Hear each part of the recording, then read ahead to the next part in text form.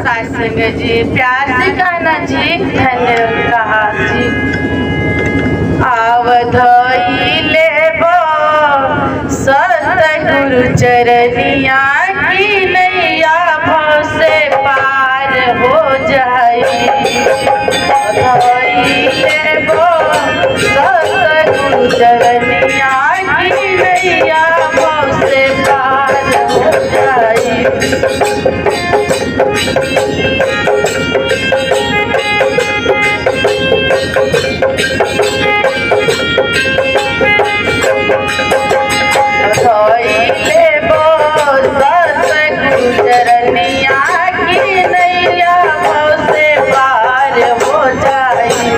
भूल रहिया कोई ना बताई कि रहिया भव से पार हो जाई।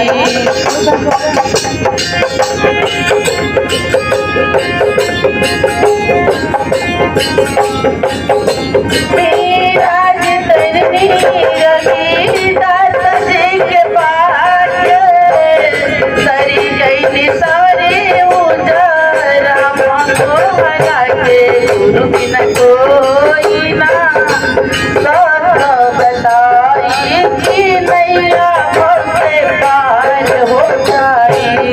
भूल रहिया कोई ना बताई कि रहिया भव से पार हो जाई।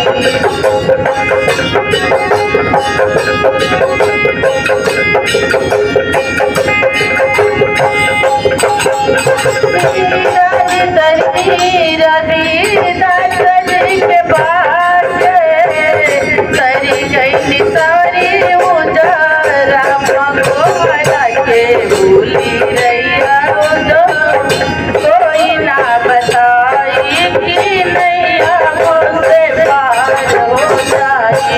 भूली रहिया कोई ना बताई कि रहिया भव से पार हो जाई।